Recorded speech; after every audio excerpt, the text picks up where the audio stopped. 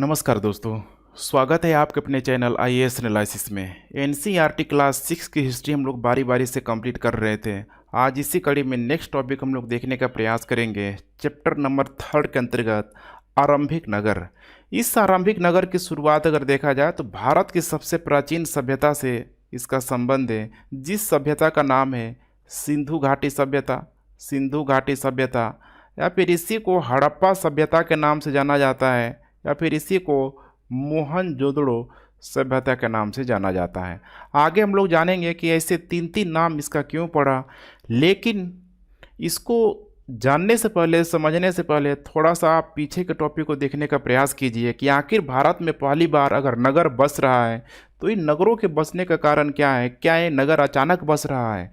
तो इसका जो जवाब है आपको पीछे के टॉपिक में आपको मिल जाएगा कि चैप्टर नंबर 1 में मैंने आपको बताया हुआ था कि किस प्रकार से जो आदि मानव था आरंभिक दौर पे बिल्कुल ही शिकारी का जीवन जी रहा था और उसके साथ साथ खाद्य संग्राहक के रूप में यहाँ पे मौजूद था। जो भी जंगलों से उसको मिल जाता था, कोई भी वस्तु, फल हो गया, कोई वनस्पति हो गया, तो उसको संग्रहण के रूप में इकट्ठा करता था। यहाँ वहाँ भोजन की तलाश में वो घूमते रहता था। लेकिन आगे चल के अब यही है कि इंसान का मस्तिष्क यहाँ पे डेवलप हो रहा है। वो अपनी आवश्यकताओं को और आसान बनाने की यहाँ पे कोशिश कर रहा है। बहुत सारे हथियारों का यहाँ पे वो ठीक है बनाना शुरू कर देगा, पत्थर का, लकड़ियों का, हड्डियों का। और दूसरा जो चरण दिखाई हमें दे रहा है कि यहीं से जो इंसान था धीरे धीरे यहाँ पे कृषि कार्य करना सीख लिया। जलवायु परिवर्तन हुआ, बहुत सारे हरे भरे जो घास के मैदान आ गए, बहुत सारे जो शाकाहारी जीव जंतुओं का यहाँ पे जलवायु परिवर्तन के साथ उदय हो गया। तो कृषि के साथ साथ माना जाता है कि इंसान ने पशुपालन करना भी यहाँ पे सीख लिया। अब कृषि सीख लिया, पशुपालन सीख लिया, तो क्या इंसान एक जगह से दूसरी जगह यहाँ पे भटकेगा? बिल्कुल नहीं भटकेगा। इसी का जो दोनों का जो इम्पैक्ट पड़ा, इंसान अब धीरे धीरे अस्थाई जीवन की ओर चल पड़ा। और इसी अस्थाई जीवन का जो परिणाम एक तरीके से कह सकते हैं कि आरंभिक नगर के रूप में हुआ। जैसे अस्थाई जीवन में शुरुआत में कई सारी जगहों पे यहाँ पे बस्तियों का निर्माण होने लगा। बस्तियों के साथ साथ आप लोग देखेंगे तो आगे चल के धीरे धीरे बहुत सारे यहाँ पे गाँव का निर्माण होने लगा।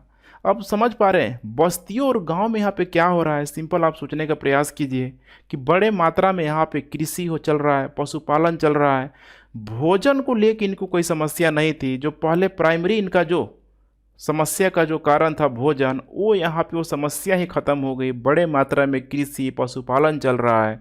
तो जब पेट भर रहा है इंसानों का, और मैं बार बार बताता हूँ कि जब इंसान का एक बार पेट भरना शुरू हो जाएगा तो बाकी अन्य चीज़ों की खोज में यहाँ पे चल पड़ेगा। अब पीछे से जो भी लोग यहाँ पे सपोज करिए कि हथियार बनाते थे, आगे चल के अब उनके द्वारा कुछ नया चीज़ की यहाँ पे खोज की जाने लगी और बेहतरीन बेहतरीन हथियार बनाया जाने लगा। बहुत सारे यहाँ पे घरों का निर्माण किया जाने लगा। यही सब चीज़ें हैं ना, आपको यही निरंतरता इस इतिहास में समझने की ज़रूरत होती है। इस चीज़ को अगर आप समझ लेंगे तो रटने के फिर यहाँ पे कभी ज़रूरत नहीं होगी। और इन्हीं को यहाँ पे बोला गया शिल्पकार के रूप में। अब ये जो शिल्पकार है ये अलग अलग क्षेत्र में काम कर रहे हैं। कोई सपोज करिए लोहार हो गया, कोई बढ़ई हो गया, कोई यहाँ पे मन का गहना बनाने वाला हो गया। तो इसी तरीके से समाज में अलग अलग वर्ग का यहाँ पे उदय हो रहा है। अब यही समझना है आपको कि किसान जो है भोजन की आवश्यकताओं को पूरा कर रहा है, अब शिल्पकार जो है बाकी की और ज़रूरतों को पूरा कर रहा है। तो दोनों का क्या होगा, यहाँ पे वस्तुओं का यहाँ पे कह सकते हैं कि क्रय विक्रय यहाँ पे शुरू हो जाएगा। अगर शिल्पकार यहाँ पे सपोज करिए एक अच्छा अगर हथियार बनाया, किसान के पास अगर अच्छा समझ पा रहे हैं कि भोजन आ गया, गेहूँ आ गया, जौ आ गया, तो दोनों ये क्या करेंगे, वस्तु विनिमय प्रणाली कर लेंगे। लेकिन धीरे धीरे यही वस्तु जो विनिमय प्रणाली थी आगे आगे चल के मुद्रा का रूप ले लिया। क्योंकि वस्तु विनिमय प्रणाली में समस्या है ना यहाँ पे कि किसान को ज़रूरत है, मान के चलिए कि इसको चप्पल की ज़रूरत आ गई, चप्पल की ज़रूरत आ गई। अब ये कहाँ अपना धान गेहूँ लेके ठीक है घूमते फिरेगा कि कोई हमें चप्पल बना के दे दे? तो उसी की जगह पे मुद्रा प्रणाली का यहाँ पे जन्म हो गया। अब इन सारी ही गतिविधियों का परिणाम ये हुआ कि धीरे धीरे एक जगह पे बहुत सारे शिल्पकार, बहुत सारे किसान खरीद विक्रय यहाँ पे करने लग गए। एक तरीके से बाजार का निर्माण हो गया। और जहाँ बाजार का निर्माण होगा आपको भी पता है कि धीरे धीरे धीरे वही क्षेत्र तो आगे चल के शहर बन जाता है, बाजार होगा, व्यापारिक गतिविधियाँ होगी और आगे चल के वो बड़ा शहर के रूप में परिणित हो जाएगा। और यही जो शहर के रूप में परिणित हो रहा है, वर्तमान में जो सिंधु नदी का जो क्षेत्र है, एक बहुत बड़ा एरिया वहाँ पे डेवलप होगा। वहीं पे आरंभिक नगर बहुत सारा बसना शुरू हो जाएगा, जहाँ पे इस तरह की गतिविधियाँ आपको होती हुई दिखाई देगी। बहुत इंटरेस्टिंग टॉपिक है। इसमें मेरे द्वारा बहुत सारे एमसीक्यू को यहाँ पे शामिल किया गया है। हर एक सब सेक्शन को, छोटा छोटा टॉपिक को कराने के बाद तुरंत मैं 4-5 एमसीक्यू आप ही लोगों से लगवाऊंगा और आप लोग देखिएगा बिल्कुल सही करेंगे। तो इस तरह की पढ़ाई की प्रक्रिया में देखिए समय मांगता है और सफलता के लिए कोई शॉर्टकट रास्ता नहीं होता है। इस तरीके से आपको पढ़ना है तो आपको समय यहाँ पे देना होगा। क्लास ही में सारी चीज़ें आपको कंप्लीट करा दी जाएगी, कहीं से कोई समस्या नहीं होगी। ठीक है, तो आप मुझे समय दें, मैं आपको रिजल्ट दूंगा। तो चलिए हम लोग यहाँ पे इस टॉपिक को देखने का प्रयास करते हैं। लेकिन इस वीडियो के माध्यम से मैं आपको मैसेज देना चाहता हूँ कि जब भी आप किसी भी एग्ज़ाम की तैयारी कर रहे हैं तो उसमें कंसिस्टेंसी बहुत ज़रूरी है। या चाहे आप मेरे इस एनसीईआरटी के लेक्चर को ही क्यों ना देख रहे हैं, ये नहीं कि आज पहला चैप्टर देखा 10 दिन बाद हम 5वां चैप्टर देख रहे हैं। तो कंटिन्यूटी बहुत ज़रूरी है। सिस्टमेटिक ढंग से एक बार सही तरीके से ईमानदार प्रयास करते हुए एक बार अगर आपका सिलेबस कंप्लीट हो जाएगा तो फिर रिवीजन की प्रक्रिया से एग्ज़ाम क्रैक होगा। अच्छा आंसर राइटिंग आप तभी कर पाएंगे।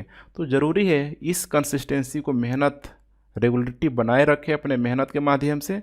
अभी मैं इस तरह के वीडियो को आपको बताते रहूँगा, सिखाते रहूँगा, गाइड करते रहूँगा ताकि आप लोगों का भटकाव यहाँ पे कम से कम हो पाए। अब यहाँ भी हम लोग बात करते हैं चैप्टर नंबर 3 आरंभिक नगर की।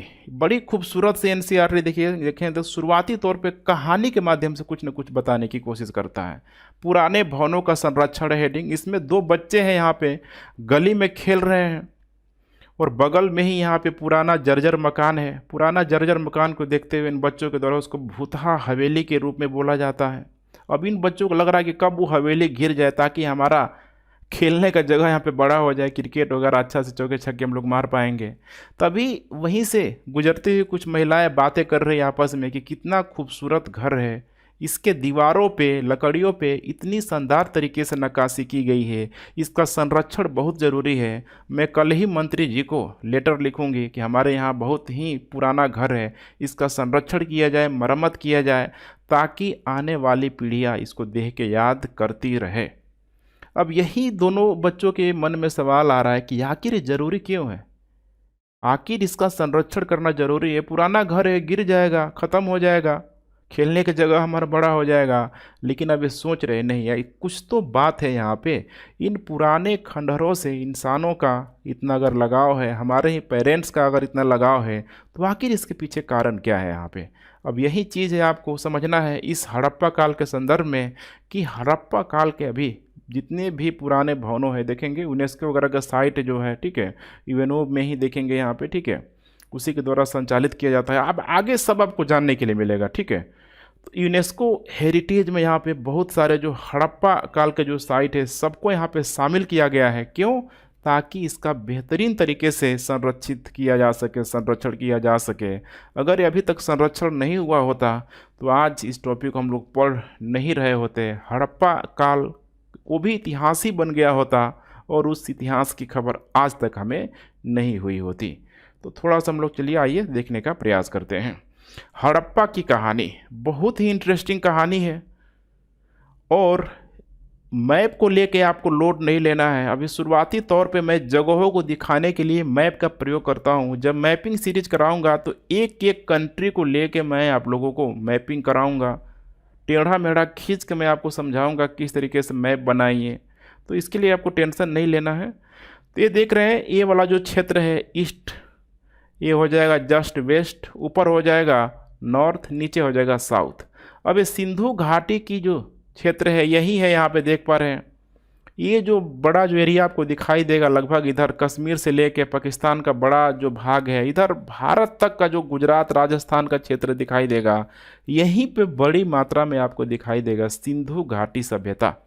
यहीं पे बहुत सारे आरंभिक नगरों का यहाँ पे विकास हुआ।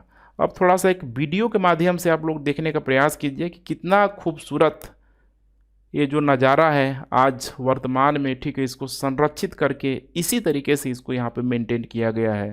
तो जो आपको यहाँ पे देखने के लिए मिल रहा है, और ये बड़ा इंटरेस्टिंग है। आज से अगर देखा जाए तो लगभग 4,500 5,000 साल पहले जो लोग किस तरीके से रह रहे थे उसको आप देखिए और फील करने का प्रयास कीजिए कि आखिर वे लोग इतना डेवलप कैसे हो गए थे, कैसे आज वर्तमान की तरह देखेंगे तो घरों को बनाना, बाकायदे घरों में स्नानघर की व्यवस्था करना, इसके अलावा ठीक है जो भी यहाँ पे सीवेज की व्यवस्था करना, यहाँ पे नदी नालों से यहाँ पे जोड़ के ठीक है ले जाना, शानदार खूबसूरत आपको सड़कें दिखाई देगी बिल्कुल आज वर्तमान की तरह। तो ये सोचने में आपको विवश कर देगा कि आखिर वे उस समय लोग इतना सभ्य कैसे हो गए थे, इतना सिविलाइज्ड कैसे हो गए थे, आखिर क्या हुआ कि ये सभ्यता पूरी तरीके से ख़त्म हो गया, बर्बाद हो गया। अब यही है हड़प्पा की कहानी। यहाँ पे ध्यान रखिएगा, माना जाता है कि 150 साल पहले, अभी से अगर देखा जाए 150 साल पहले, तो भारत में शासन किसका था? खुद सोच के देखिए। भारत में शासन था उस समय अंग्रेजों का शासन था, और अंग्रेजों ने भारत पे पहली बार यहाँ पे ट्रेन चलाना शुरू कर दिया। और जब अंग्रेजों ने ट्रेन चलाना शुरू किया तो ट्रेन की पटरियों को बनाने के लिए बड़ी मात्रा में लकड़ी का पटरी बनाया जाता था उस समय। बड़ी मात्रा में जो कह सकते हैं कि पत्थर हो गया, और पत्थरों की जगह ईंटों का प्रयोग किया जाता था। तो 150 साल पहले माना जाता है कि ट्रेन बनाने के क्रम में सिंधु घाटी के क्षेत्रों की तरफ खंडहर के ईंटों का प्रयोग किया गया। अब उस समय पता ही नहीं था, जो भी मजदूर था, सब इंजीनियर वगैरह, सबको लगता था कि चलो अभी बड़ी मात्रा में यहाँ पे ईंट दबा हुआ है, ईंटों को निकालो और यहाँ पे रेल की पटरियों बनाने में लगा दो, रेल की मजबूती देने में यहाँ पे लगा दो। यही चीज़ वो लोग करते थे। इस तरह से उस सबको अंदाजा ही नहीं था, और अधिकतर इमारतें क्या हो गया, नष्ट हो गया। स्वाभाविक सी बात है। आगे चल के देखेंगे तो 1921 में दयाराम साहनी के द्वारा 80 साल पहले मान सकते हैं, ठीक है, अभी 80 साल नहीं होगा चूंकि एनसीईआरटी बहुत पहले यहाँ पे लिखा गया है। 1921 में, और आज कितना चल रहा है, 2021 सोचिए, सॉरी 2023 चल रहा है। तो लगभग आज से अगर देखा जाए तो 100 साल पहले इस हड़प्पा सभ्यता की यहाँ पे खोज हुई, हड़प्पा नामक स्थान की खोज हुई, और उसके बाद से तो एक क्रांतिकारी दौर आ गया। जो भी सिंधु घाटी के आसपास का जो क्षेत्र था, तेज़ी से उसका खुदाई यहाँ पे होने लगा, तेज़ी से खुदाई होने लगा। और आज वर्तमान में ऐसे बहुत सारे जो स्थल आपको देखने के लिए मिल जाएंगे जो अक्सर एग्जाम में पूछा ही जाता है। क्यों नहीं पूछा जाएगा, सोचिए, एग्जाम में ज़रूर यहाँ पे पूछा जाएगा ही जाएगा। अब यहाँ पे देख पा रहे रेलों का किस तरीके से निर्माण किया जाता था उस समय अंग्रेजों के द्वारा, बड़ी मात्रा में, ठीक है, रेल की पटरियों का, रेल का यहाँ पे निर्माण कराया गया। अब यहाँ पे देखने का प्रयास कीजिए, यही है वो जो क्षेत्र है वर्तमान में, जो ये देख पा रहे हैं यहाँ पे रावी नदी। इसी रावी नदी के किनारे एक जगह का नाम है यहाँ पे हड़प्पा, देख रहे हैं। तो इधर से आप चलेंगे, इधर से आएंगे, इधर से, जैसे ये वाला जो इलाका, ठीक है, ये डायरेक्शन है, तो ये वाला जो भाग क्या हो जाएगा, खुद सोच के देखिए, ये हो जाएगा राइट और ये हो जाएगा यहाँ पे लेफ्ट। तो इसीलिए ये प्रश्न बन जाता है कि हड़प्पा जो है रावी नदी के किस साइड है। खुद सोच के देखिए, रावी नदी के किस साइड है, राइट में होगा या लेफ्ट में होगा, आप खुद सोच के बताइए। तो रावी नदी के यहाँ पे हड़प्पा देख रहे हैं, यहाँ पे जस्ट नीचे है यहाँ पे, अर्थात यहाँ पे लेफ्ट साइड में हो जाएगा। दूसरा प्रश्न बना दिया जाता है कि सिंधु घाटी के लेफ्ट में या राइट में मोहनजोदड़ो है। तो अभी इधर से आएंगे तो ये हो जाएगा, ठीक है, देख पा रहे हैं यहाँ पे, ये हो जाएगा राइट और ये हो जाएगा लेफ्ट। तो ये राइट में कौन हो जाएगा, यहाँ पे सिंधु घाटी के राइट में हो जाएगा मोहनजोदड़ो। यहीं पे कालीबंगा है, यहीं पे कालीबंगा, और इसी के आसपास एक घग्घर नदी है, एक घग्घर नदी है। कालीबंगा जो है घग्घर नदी के किनारे है। यहीं पे लोथल है, देख पा रहे हैं, लोथल एक नदी है यहीं पे, यहाँ पे ध्यान रखिएगा, साबरमती नदी, गुजरात में साबरमती नदी की एक सहायक नदी है भोगवा नदी। तो भोगवा नदी के किनारे लोथल बसा हुआ था। कालीबंगा देख रहे हैं यहाँ पे, घग्घर नदी के किनारे यहाँ पे कालीबंगा वर्तमान में देखने के लिए मिल जाएगा राजस्थान में। और ये जो देख रहे हैं हड़प्पा वगैरह, ये वर्तमान में जो पाकिस्तान का जो सिंध का जो क्षेत्र है, सिंध का, पाकिस्तान में भी पंजाब है, वहाँ पे आपको देखने के लिए मिल जाएगा।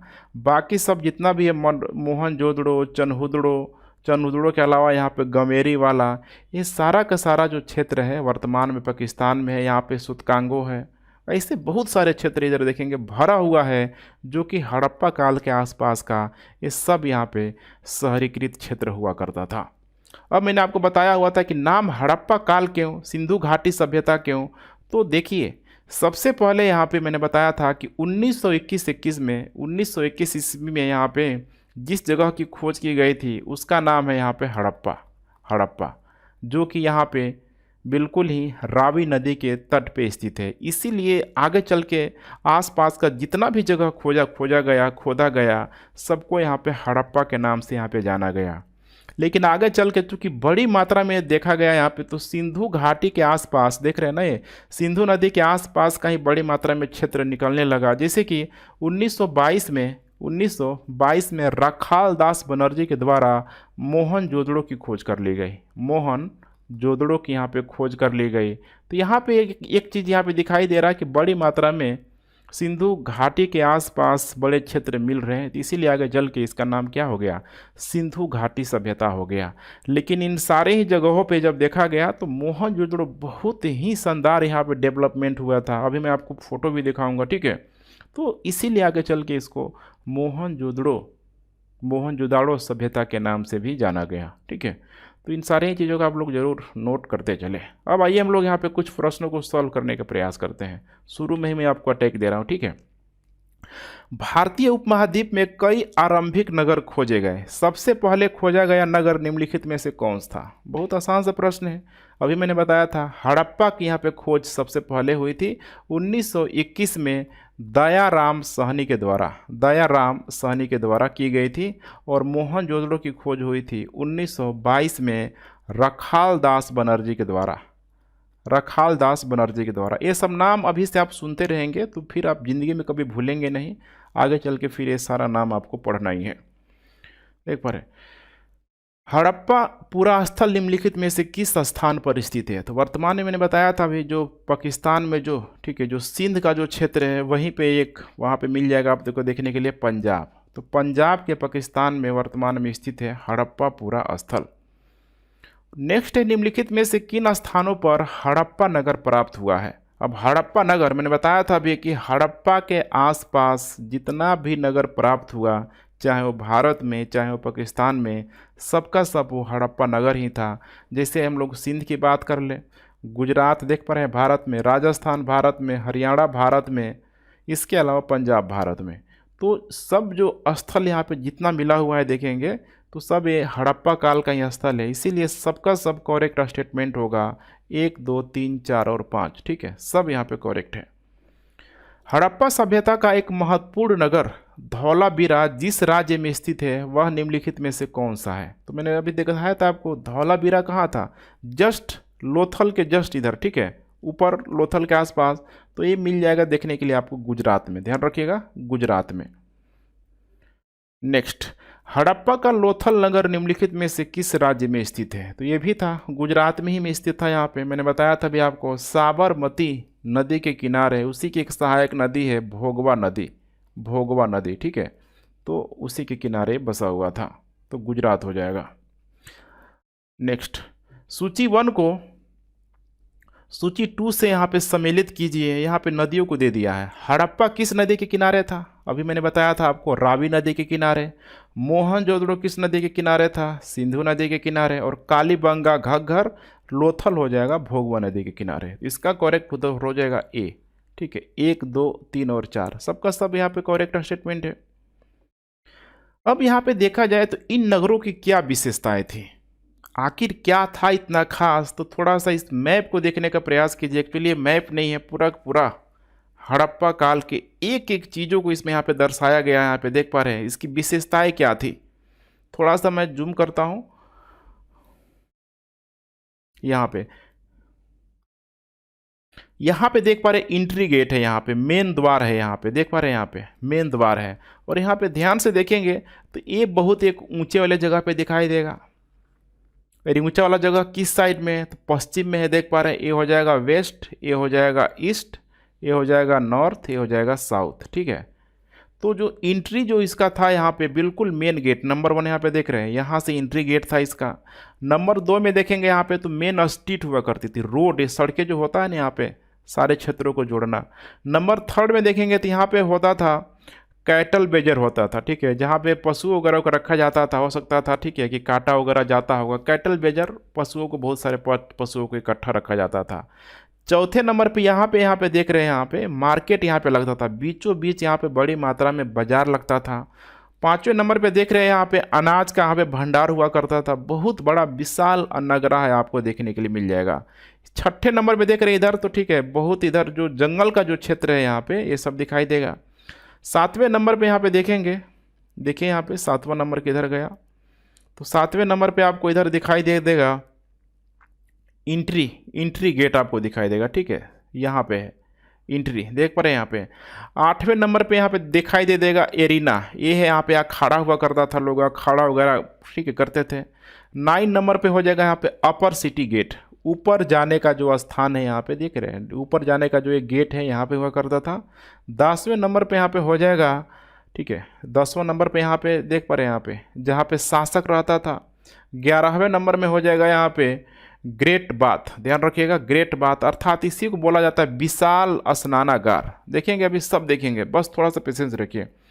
12 नंबर में हो जाएगा सीनेट, आज जैसे वर्तमान में संसद है, लोकसभा, राज्यसभा है, तो समझिए कि उसी समय यहाँ पे भी लोग करते थे, तो सीनेट यहाँ पे था।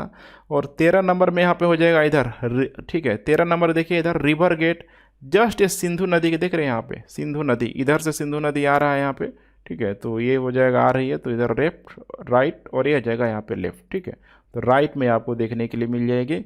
उसके बाद यहाँ पे 4था नंबर में हो जाएगा यहाँ पे कौन सा गेट है, नॉर्थ गेट है, देख पा रहे हैं यहाँ पे नॉर्थ गेट। तो कुछ इस टाइप की संरचना है। अब इसको ध्यान से आप देखेंगे तो वर्तमान में एक शहर में जिन जिन चीज़ों की ज़रूरत होती है वो सारा चीज़ उस समय भी मौजूद था। रोड हो जाएगा, अच्छी अच्छी भवनें आपको यहाँ पे दिखाई दे रही है, मार्केट प्लेस दिखाई दे रहा है, क्या नहीं है यहाँ पे, ये आप यहाँ पे सोचने का, समझने का यहाँ पे प्रयास करें। तो यहाँ पे देखेंगे शुरुआती तौर पे तो इसकी जो विशेषताओं की बात करें हम लोग, तो नगर 2 भागों में विभाजित था। कैसे 2 भागों में विभाजित था, तो यहाँ पे पश्चिम जो भाग था मैंने दिखाया था अभी, छोटा भाग था, ये ऊंचाई पर हुआ करता था और ये दुर्ग से घिरा हुआ था, इसीलिए इसको नगर दुर्ग बोला जाता था। पूर्वी जो भाग हुआ करता था बड़ा हुआ करता था, थोड़ा नीचे था ये, और ये दुर्ग से बहुत बड़ी मात्रा में घिरा हुआ आपको दिखाई नहीं देगा, निचला नगर इसको बोला जाता था। और इसमें जो भी ईंटों का प्रयोग किया जाता था, ईंटों का प्रयोग किया जाता था, ये पक्की ईंटों का प्रयोग किया गया, ध्यान रखिएगा, पक्की गई ईंटों का प्रयोग यहाँ पे किया गया, पक्की ईंटों का प्रयोग यहाँ पे किया जाता था।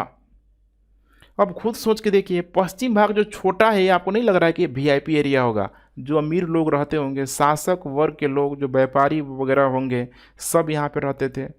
पूर्वी जो भाग जो बड़ा है यहाँ पे, हो सकता है कि यहाँ पे आम लोग यहाँ पे रहते होंगे, आम जनमानस, आम जो लोग यहाँ पे रहते थे। तो कुल मिला के देखेंगे तो उस समय भी समाज में लगता है कि एक जो अमीरी और गरीबी वाली जो स्थिति थी उस समय भी समाज में मौजूद थी।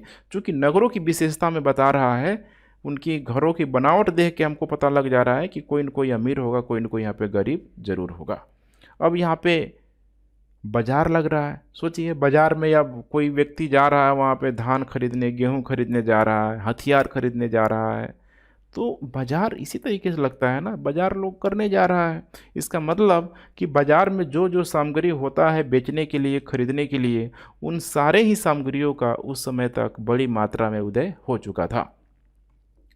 अब यहाँ पे देखिए इस इमेज को, ठीक है, यही है मोहनजोदाड़ो का।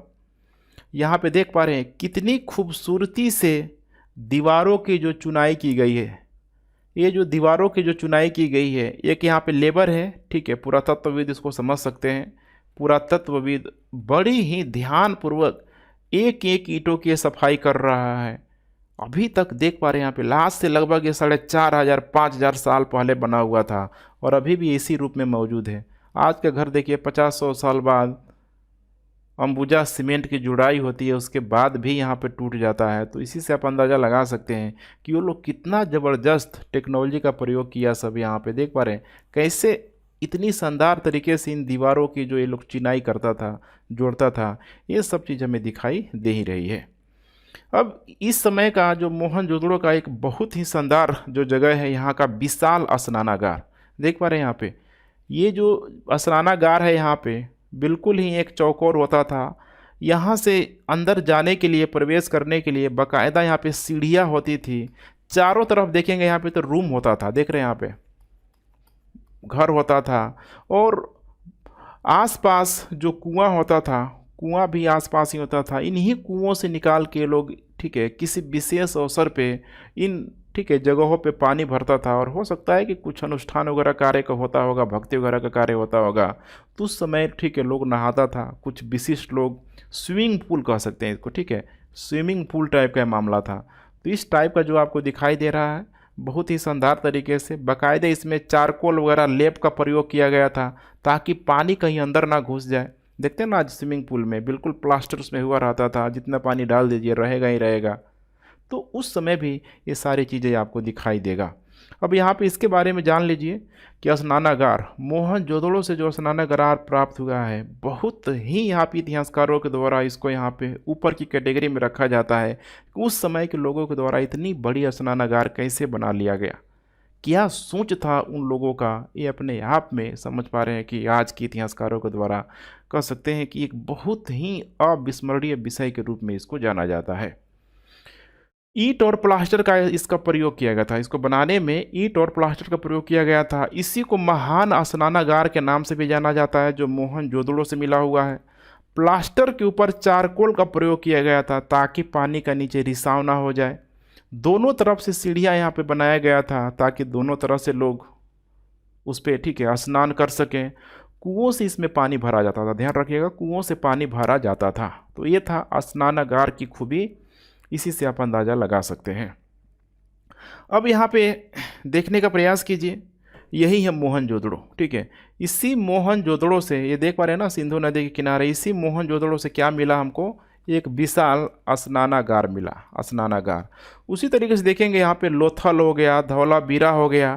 तो लोथल और लोथल और कालीबंगा के तरफ से यहाँ पे बहुत बड़ा आपको यज्ञ स्थल भी देखने के लिए मिल जाएगा। यज्ञ स्थल वगैरह हो सकता है कि उस समय के लोग, ठीक है, पूजा पाठ वगैरह लोग करते थे, तो यहाँ पे यज्ञ स्थल भी आपको देखने के लिए मिल जाएगा।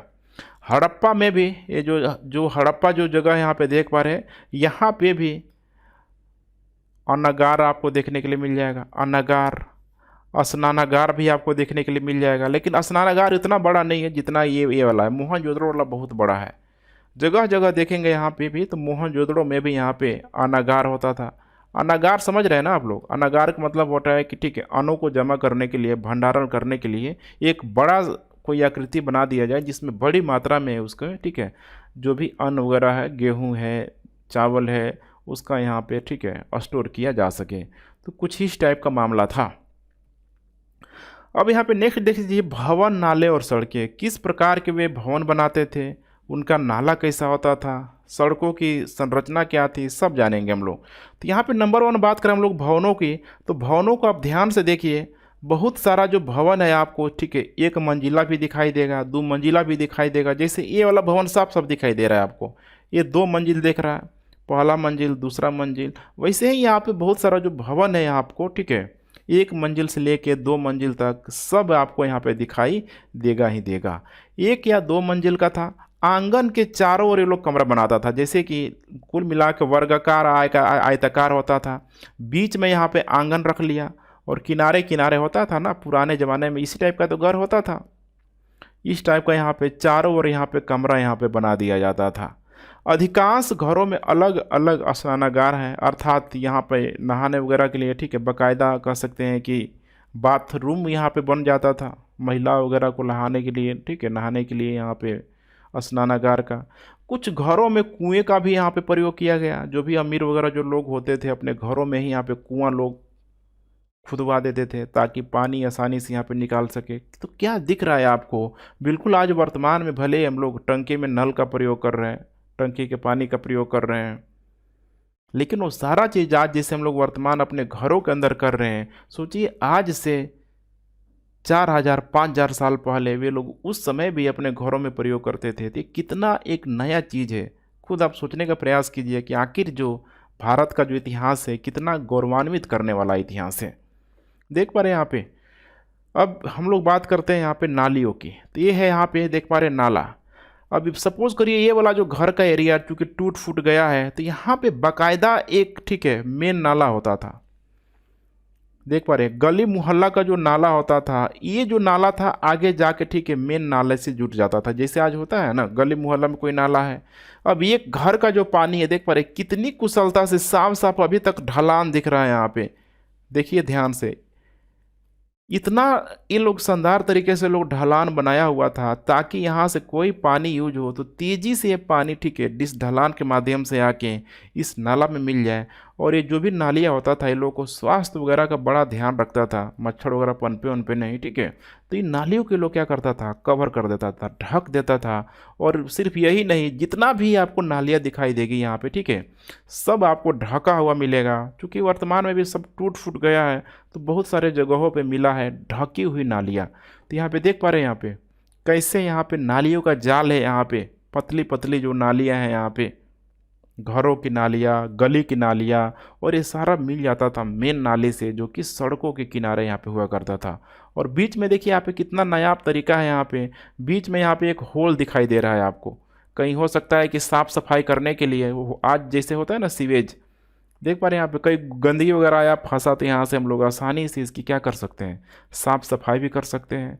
तो ये सारा जो तरीका था उस समय के लोगों के द्वारा बनाया जाना, ये वाकई में आज के लोगों के द्वारा, आज के इतिहासकारों के द्वारा ये एक नायाब चीज़ है। मैं बार बार बोलता हूँ कि लगता है कि कैसे थे वे लोग, क्यों इस सभ्यता का अंत हो गया। अगर ये अंत नहीं हुआ होता तो अगर उस समय अगर ये लोग मौजूद होते आज वर्तमान समय तक, तो बिल्कुल आज ये लोग ठीक है क्या पता मंगल ग्रह तक पहुंच गए होते।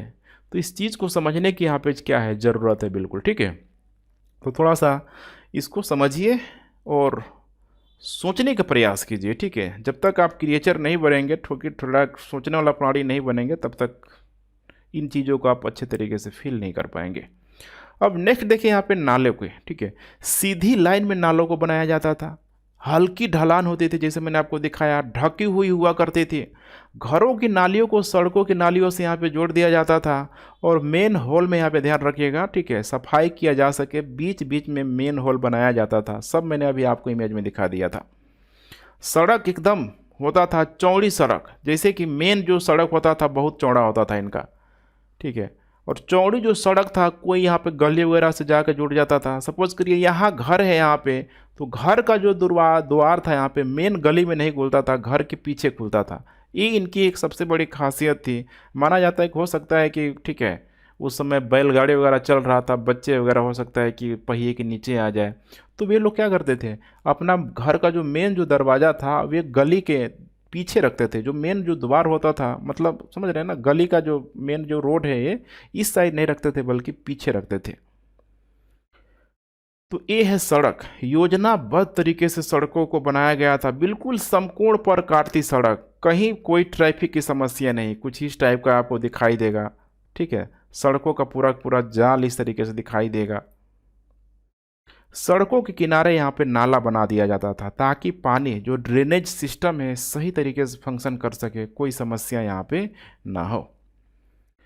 अब आइए कुछ प्रश्नों को हम लोग देखने का प्रयास करते हैं, ठीक है, कि हड़प्पा सभ्यता में देखिए घर, नाले और सड़कों का निर्माण योजनाबद्ध तरीके से एक साथ ही किया जाता था। इन नगरों की ऐसा विशेषता के संदर्भ में निम्नलिखित में से कौन सा कथन कर रहा है कि सही नहीं है। इन नगरों के घर आमतौर पर 1 या 2 मंजिला होते थे। सब मैं समझा रहा हूँ, देखिए कैसे एक एक लाइन प्रश्न बना के यहाँ पे दे रहा है आपको। अधिकांश घरों में एक अलग स्नानागार होता था, कुछ घरों में कुएं भी होते थे, बिल्कुल सही है। इन सभी नगरों में नालों को खुला रखा जाता था ताकि इनकी सफाई आसान हो। अब यही आपको समझना है, यहाँ पे ध्यान रखिएगा कि सभी नगरों में नालों को खुला रखा जाता था। नालों को खुला रखने से गंदगी फैलेगी। और यहाँ पे पूछ क्या रहा है, कौन सही नहीं है, अर्थात सी जो ऑप्शन है सही नहीं है। हर नाली में हल्की ढलान होती थी ताकि पानी आसानी से बह सके, ठीक है। तो इसीलिए करेक्ट उत्तर हो जाएगा इसका सी। मोहनजोदड़ो में खास तालाब बनाया गया था जिसे पुरातत्वविदों द्वारा महान स्नानागार कहा गया। इस स्नानागार की विशेषताओं के संदर्भ में निम्नलिखित में से कौन सा कथन सही नहीं है? कौन सा कथन सही नहीं है? इस तालाब को बनाने में ईंट और प्लास्टर का इस्तेमाल किया गया था, बिल्कुल सही है। इसमें पानी का रिसाव रोकने के लिए प्लास्टर के ऊपर क्या किया गया था? चारकोल का प्रयोग किया गया था, बिल्कुल सही है। इसमें दोनों तरफ से उतरने के लिए सीढ़ियां बनाई गई थी और चारों ओर कमरे बनाए गए थे, बिल्कुल सही है। इसमें पानी भरने के लिए सिंधु नदी से छोटी नहरें निकाली गई थी। अब सोचिए, सिंधु नदी से इतनी बड़ी नदी है, नहर निकाल के कोई पानी डालेगा? अपने आप में ये तो ठीक है, स्टेटमेंट ही गलत लग रहा है। तो जो भी स्नानागार था, स्नानागार में पानी भरने के लिए यहाँ पे कुएं से पानी डाला जाता था। तो इसीलिए डी गलत, डी जो ऑप्शन है क्या है यहाँ पे गलत है। तो करेक्ट उत्तर यहाँ पे हो जाएगा कौन सही नहीं है? डी। नेक्स्ट, हड़प्पा सभ्यता के नगरों की विशेषता के संदर्भ में निम्नलिखित में से कौन सा कथन सही नहीं है? ध्यान से देखते चलिए, पूछ रहा है कि कौन सा कथन यहाँ पे सही नहीं है। इन नगरों में से कई नगरों को दो या दो से अधिक हिस्सों में भी विभाजित किया गया था, बिल्कुल किया गया था। अभी हमने दिखाया था आपको मोहनजोदड़ो का पूर्वी भाग, पश्चिमी भाग। सामान्यतः पश्चिम भाग छोटा लेकिन ऊंचाई पर और पूर्वी हिस्सा बड़ा लेकिन निचले इलाके में बना था। सब मैंने अभी आपको दिखाया था, बिल्कुल करेक्ट है, ठीक है। पुरातत्वविदों ने ऊंचाई वाले भाग को नगर दुर्ग और निचले हिस्से को निचला नगर कहा, बिल्कुल सही है। इसके दोनों हिस्सों की चार दीवारियां कच्ची ईंटों की बनाई गई थी। कच्ची ईंटों की बनाई गई थी या पक्की ईंटों की बनाई गई थी? खुद सोच के देखिए, पक्की ईंटों से बनाई गई थी, इसीलिए सॉरी, करेक्ट यहाँ पे उत्तर हो जाएगा कौन सा कथन सही नहीं है? ठीक है, डी हो जाएगा। अब आइए हम लोग बात करते हैं नगरीय जीवन में किस तरीके से नगरीय जीवन जीते थे। एक होता है ना कंडीशन, भाई नगर कब कहा जाएगा? जब व्यापारिक गतिविधियां वगैरह हो, खरीद फरोख्त, बाजार वगैरह लगे, भीड़ लगे, तभी तो नगर कहला जाएगा ना। यहाँ पे पॉपुलेशन डेंसिटी अधिक हो, बड़ी मात्रा में लोग रहें, अदरवाइज फिर गांव ही रह जाएगा। तो थोड़ा नगर एक्टिविटी आप लोग यहाँ पे देखने का यहाँ पे प्रयास कीजिए। देख पा रहे हैं यहाँ पे नगरीय जीवन। माना जाता है कि सिंधु घाटी सभ्यता में जो नगरीय जो जीवन थी बहुत ही हलचल से भरा हुआ था। भीड़ भड़क्का इलाका वाला जगह हुआ करता था। योजनाबद्ध तरीके से जितना भी इमारत को बनाया गया था, कैसा बनाया गया था? योजनाबद्ध तरीके से। देखिए अभी जितना भी इमारत देखिए एक सीक्वेंस में देखें, ये नहीं कि यहाँ वहाँ, बिल्कुल एक सिस्टमेटिक ढंग से सारे जो इमारत थी, एक मंजिल दो मंजिल यहाँ पे बनाई गई थी। ऐसा कब हो सकता है? आज वर्तमान में समझिए पाए, ठीक है, गांव में मुखिया है, शहरों में ठीक है नगर निगम है, नगर पालिका है, तब भी ऐसा संरचना बन नहीं पाता है। इसका मतलब योजनाबद्ध इमारत अगर बना हुआ है तो शासक की भूमिका बहुत इंपॉर्टेंट हो जाता है। ये शासक ही ऐसा करवा सकता है, एक मजबूत और सशक्त शासक ही ऐसा करवा सकता है। बड़ी मात्रा में धातु बहुमूल्य पत्थरों का प्रयोग किया जाता था, चूँकि इस समय देखेंगे यहाँ पे तो नाप तौल के लिए बाकायदा जो होता है ना बटखरा वगैरह, जो वेट करने के लिए बड़ी मात्रा में मुहरों का प्रयोग, बड़ी मात्रा में लोग ठीक है मन का मैंने गहना कह सकते हैं कि गलों में आभूषण के रूप में प्रयोग किया जाता था, सब दिखाई देगा। यहाँ पे माना जाता है कि लिपिक लोग भी मौजूद थे। लेकिन एक समस्या है कि हड़प्पा काल में जो लिपि मिली है, लिखा तो गया है हड़प्पा काल में, लेकिन आज तक इस लिपि को पढ़ा नहीं गया है। अगर इस लिपि को पढ़ लिया जाए तो अपने आप में कह सकते हैं कि हो सकता है कि और भी इतिहास के बहुत सारे रास्ते खुल जाएंगे। लेकिन अभी तक इस लिपि को सोचिए पढ़ा ही नहीं गया है। लेकिन लिपिक था, लोग लिखने वाला था, तो मुहरों में लोग लिखता था, अलग अलग जगहों पे देखेंगे तो लिखता था। लेकिन समस्या यही है ना, आज तक इसको पढ़ा ही नहीं गया तो इसके बारे में क्या जानकारी मिलेगी। तो इसीलिए जो भी भवन वगैरह जो मिला हुआ है संरचना, उसी को देख के ही हम लोग यहाँ पे इतिहास को पढ़ने का प्रयास करते हैं, लिखने का प्रयास करते हैं। शिल्पकारों की भी बड़ी मात्रा आपको दिखाई देगी। शिल्पकार मैंने बताया था कि हो सकता है कि कोई आभूषण बनाने वाला हो, आभूषण बनाने वाला हो, कोई यहाँ पे कपड़ा बनाने वाला हो, कोई यहाँ पे लोहा, समझ रहे हैं ना, मतलब लोहा नहीं कहेंगे, लोहार कह सकते हैं। हालांकि उस समय लोहा वगैरह की खोज यहाँ पे नहीं हुई थी, ध्यान रखिएगा, ठीक है। बुक में आपके दिया हुआ है कि लोहा, लोहा की खोज देखेंगे तो पहली बार लगभग 6ठी शताब्दी ईसा पूर्व के आसपास हुई थी। तो अभी बहुत पहले है, हो सकता है कि गलती से डाल दिया हो, ठीक है। तो लोहा वगैरह का ध्यान रखिएगा। ये लोग प्रयोग जो था थोड़ा भी डाउटेबल स्थिति है। ये लोग बड़ी मात्रा में कांसे का प्रयोग करता था, और कांसे को बनाने के लिए लोग बाकायदा तांबा और टीन का प्रयोग करता था, ठीक है, तांबा और टीन का प्रयोग करता था कांसे को बनाने के लिए। इसके अलावा इन शिल्पकारों के द्वारा जैसे कि मिट्टी के लोग खिलौने बनाते थे। अब कौन बनाता था? महिला बनाती थी, पुरुष बनाती थी, ये तो प्रत्यक्ष प्रमाण मिलता नहीं है। हाँ, लेकिन मिट्टी के खिलौने भी वैसे ही बनाए जाते थे जैसे कि उस समय जिन जिन वस्तुओं का प्रयोग होता था। सोचिए आज वर्तमान में अगर बच्चों के खिलौने बन रहा है तो बच्चे के खिलौने में आपको एक स्पष्ट छाप देखने के लिए मिलेगी कि जो वर्तमान में जो चीज़ें तेज़ी से चल रही है, पॉपुलर हो रही है, उन्हीं चीज़ों को आप देखेंगे तो बनाया भी जाता है बच्चों के खिलौने के रूप में। जैसे कि सुपरमैन है कि नहीं, आज तेज़ी से अगर सुपरमैन चल रहा है तो सुपरमैन, बैटमैन, ऐसे बहुत सारे कॉमेडियन हो गया, या वर्तमान में जो हथियार हो गया, मशीन गन वगैरह, तो आज चल रहा है, इसीलिए तो मार्केट में वो बिक रहा है ना। तो उस समय भी देखेंगे तो बहुत सारे अभी मिलेंगे आपको देखने के लिए इमेज में कि उन्हीं चीज़ों का इन शिल्पकारियों के द्वारा खिलौना के रूप में बनाया जाता था जो उस समय प्रयोग होता था। बड़ी मात्रा में व्यापारी लोग मौजूद थे, बाकायदा इनका व्यापार देखेंगे तो पश्चिम एशिया के क्षेत्रों से होता था।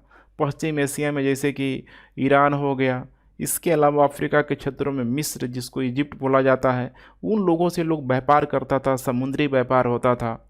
कई सारे जो क्षेत्र है, जैसे लोथल का क्षेत्र है, वहाँ पे आपको बंदरगाह देखने के लिए मिल जाएगा, गोदीबाड़ा जिसको बोला जाता है। तो कुल मिला के देखा जाए तो स्थल और जल, समुंदर, ठीक है, दोनों ही माध्यम से लोग पूरी तरीके से व्यापार करता ही करता था। अब यहाँ पे देखिए, दोनों ही इमेज को देखने का प्रयास कीजिए। ये है हड़प्पा काल की मुहर। अब यहाँ पे देख पा रहे मुहर, एक सींग वाली, इसको हिरण कह लीजिए, जो भी जानवर यहाँ पे मौजूद है। और ऊपर देख पा रहे हैं यहाँ पे कुछ न कुछ लिपि का प्रयोग किया गया है, और इस लिपि को आज तक नहीं पढ़ा गया है। सोचिए, अशोक की लिपि को जेम्स प्रिसेप के द्वारा पढ़ लिया गया, अभिलेखों की लिपियों को, इसीलिए आज हम लोग अशोक के बारे में बड़ी अच्छे से जानते हैं। अगर उन लिपियों को अगर नहीं पढ़ा गया होता तो आज अशोक के बारे में हम लोग नहीं जानते। हड़प्पा काल की स्थिति वही है। अब ये जो लिपि है देख पा रहे क्या सब लिखा है, क्या नहीं लिखा है, आज तक बहुत ही कह सकते हैं कि समस्या ये बना हुआ है। अगर ये पढ़ लिया जाए तो बहुत मामला यहाँ पे ठीक किया जा सकता है। तो यहाँ पे इस टाइप का, ठीक है, मुहर के रूप में यहाँ पे प्रयोग किया जाता था।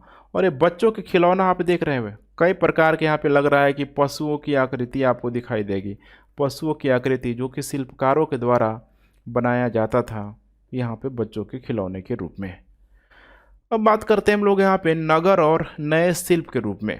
अब शिल्प का मतलब मैंने बता दिया है, ठीक है, जो भी छोटी छोटी संरचनाओं का निर्माण कर रहे, लोहार, बढ़ई, गहना बनाने वाला, मन का बनाने वाला, ये सब क्या है, इन्हीं को बोला जाता है यहाँ पे शिल्पकार, यहाँ पे बोला जाता है। ध्यान रखिएगा, शिल्पकार यहाँ पे बोला जाता है। अब यहाँ पे जो पूरा तत्विक भी जो वस्तुएं जो मिली हुई है हड़प्पा काल से, कई प्रकार की वस्तुएं मिली हुई है। जैसे कि पत्थर मिला हुआ है, वहाँ से भारी मात्रा में शंख मिला हुआ है, कांसा मिला है, सोना, चांदी, तांबा, बर्तन।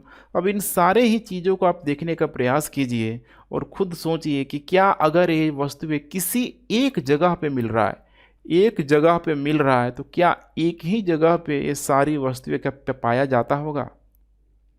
वर्तमान में अगर आप किसी एक स्टेट की चर्चा कर ले, सपोज करिए यहाँ पे हम लोग बात कर ले बिहार की, हम लोग बात कर ले उत्तर प्रदेश की बात कर ले, तो क्या उत्तर प्रदेश, बिहार अपनी सारी ही वस्तुओं को क्या वे अपने अकेले पूरा कर लेते हैं? कुछ वस्तुओं को वे भेजते हैं, निर्यात करते हैं, कुछ वस्तुओं को वे आयात करते हैं, तभी तो व्यक्तियों की आवश्यकताएं पूरी होती है ना। जैसे बिहार में, उत्तर प्रदेश में नमक नहीं होता है वहाँ पे, तो नमक का प्रयोग वे कहाँ से करेंगे? गुजरात से वे मंगाएंगे नमक। अपने यहाँ जो भी उनका कृषि उत्पादक अधिक होगा, धान, गेहूँ, गन्ना, वे दूसरे राज्यों को भेजेंगे। तो इसी तरीके से चीज़ें यहाँ पे चलते रहता है। और वर्तमान में आपको समझने की ज़रूरत है कि जो भी ये चीज़ें दिखाई दे रही है, पत्थर, शंख, कांसा, सोना, चांदी, तांबे, बर्तन, ये सारी चीज़ें उस सिंधु घाटी सभ्यता से प्राप्त हुई है। तो आपको दिमाग में एक प्रश्न आना चाहिए कि क्या आज वर्तमान में उन क्षेत्रों पे सोना मिलता है? सोना बिल्कुल उन क्षेत्रों में देखेंगे तो नहीं मिलता है। इसका मतलब कि आज अगर वहाँ सोना मिला है तो ज़रूर पहले यहाँ पे कोई न कोई सोना आया होगा, व्यापार जरूर हुआ होगा। पत्थर देखेंगे तो पत्थर भी, ठीक है, बहुमूल्य जो पत्थर है समुद्र तटीय इलाकों में देखने के लिए मिलेगा। अगर लोथल को छोड़ दिया जाए, सूतगांगडर वगैरह को छोड़ दिया जाए पाकिस्तान में समुद्र के किनारे, तो मोहनजोदड़ो है, हड़प्पा है, वहाँ कैसे पत्थर चला गया, कीमती कीमती पत्थर। इसका मतलब कि जरूर व्यापार होता होगा, और व्यापार के माध्यम से ही ये पूरी तरीके से क्या है, संभव है। जैसे आज वर्तमान में भारत में एप्पल फ़ोन, एप्पल क्या भारत बना रहा है? नहीं बना रहा है। लेकिन देखिए यहाँ पे अमेरिकी कंपनी एप्पल अभी भारत में अपना स्टोर भी खोल दिया, तो तेज़ी से भारत में और एप्पल का मार्केट यहाँ पे आ जाएगा, जगह जगह एप्पल का फ़ोन दिखाई देगा। तो इसका मतलब क्या है यहाँ पे कि व्यापार के माध्यम से हम लोग एक जगह से दूसरी वस्तुओं को आसानी से ले जा सकते हैं, ला सकते हैं। यही चीज़ आपको समझने का प्रयास करना है। बर्तन बड़े मात्रा में मिट्टी के बर्तन देखे गए, पकी गई मिट्टी के बर्तन बहुत सारे यहाँ पे काले मिट्टी के बर्तन मिले हैं, काले से अधिक लाल मिट्टी के बर्तन मिले हैं। जैसे कि मिट्टी को पकाएंगे, ठीक, कुम्हार देखते हैं पका देता मिट्टी को, तो मिट्टी का पका हुआ जो बर्तन है बिल्कुल लाल लोइस कलर का पीलापन उसमें आ जाता है। तो ये बड़ी मात्रा में देखने के लिए मिला ही मिला है। अब यहाँ पे हम लोग समझते हैं कि जो भी वस्तुएं यहाँ पे मिली हुई है, ठीक है, जो भी यहाँ पे, तो इससे कोई ना कोई यहाँ पे कुछ ना कुछ चीज़ का लोग निर्माण तो करता होगा ना, कुछ निर्माण यहाँ पे जरूर करता होगा।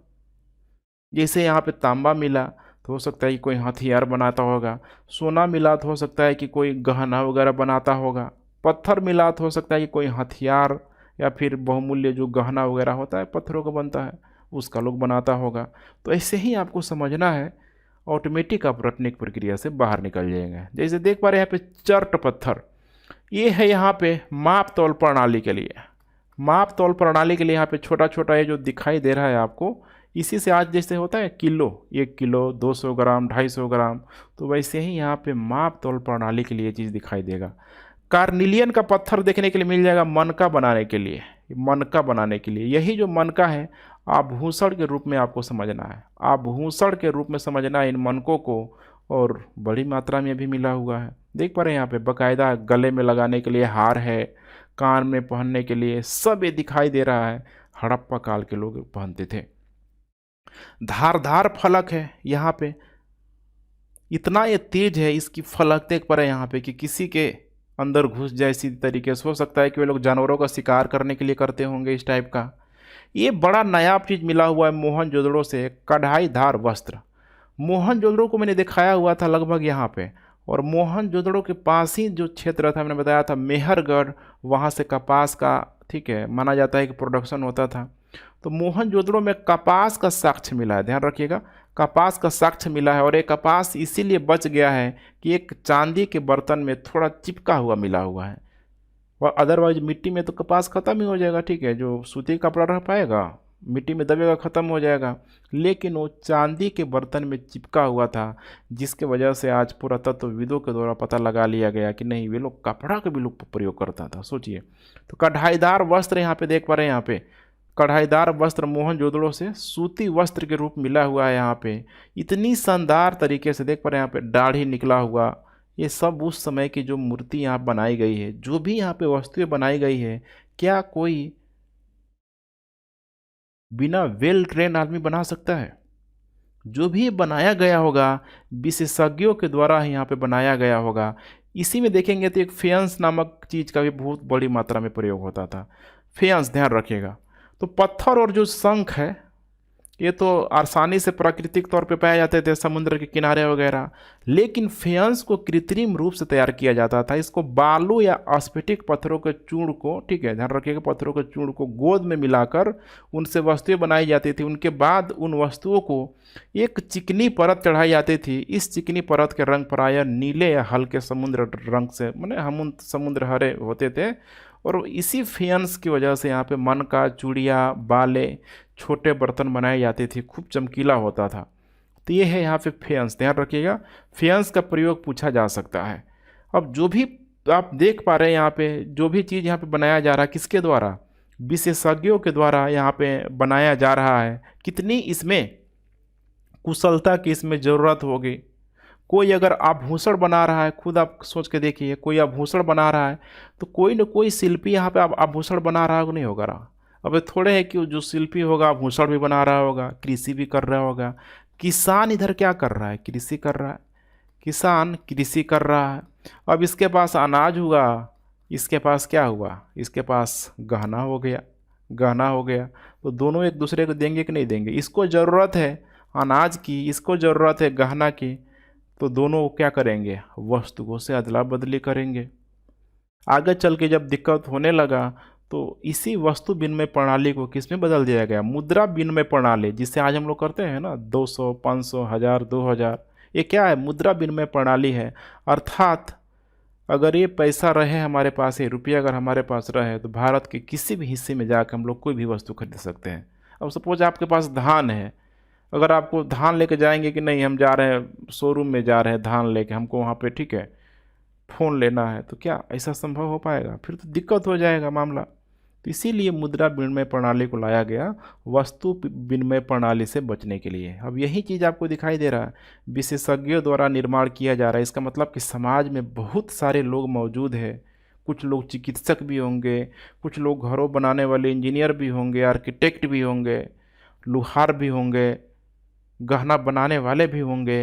ऐसे करके आपको सोचने का प्रयास करना है। आप इस वीडियो को देखने के दौरान ज़रूर अपने आप से सोचने लगेंगे, ये सवाल आना चाहिए कि किस तरीके से वे लोग उस समय मौजूद थे। ठीक है, अब कुछ प्रश्नों को देखते हैं कि हड़प्पा के नगरीय जीवन के संदर्भ में निम्नलिखित कथनों पर विचार कीजिए।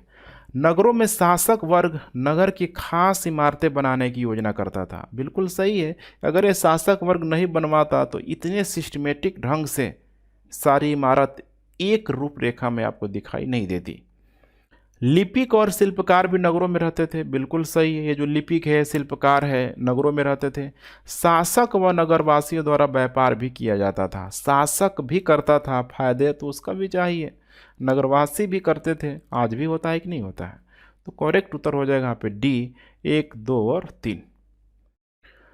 सूती कपड़े के टुकड़ों के अवशेष निम्नलिखित में से किस हड़प्पा स्थल से मिले हुए हैं? मैंने बताया था अभी, मोहनजोदड़ो से, मोहनजोदड़ो से। ठीक है, चांदी के बर्तन में थोड़ा सा ठीक है चिपका हुआ वहां पे मिला हुआ है।